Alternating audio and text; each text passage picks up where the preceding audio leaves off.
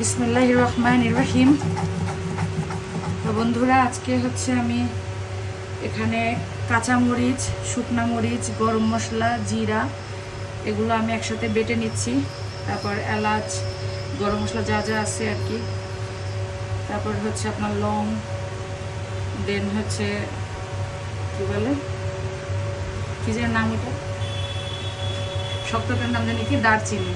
তো যাই হোক, এগুলো আমি একসাথে বেটে নিচ্ছি। এটাতে আমি গরুর মাংস রান্না করব।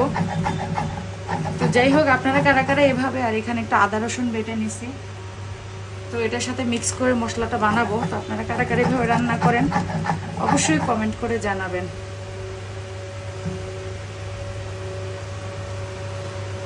তো এভাবে আপনারা একটু খেয়ে দেখবেন, অনেক টেস্ট লাগে, অনেক টেস্ট লাগে। আর মশলাটা একদম যত মিহি করে বাটবেন তত মজা হবে। তো যাই হোক, আল্লাহ হাফিজ। সবাই ভালো থাকবেন, সুস্থ থাকবেন। আল্লাহ হাফিজ।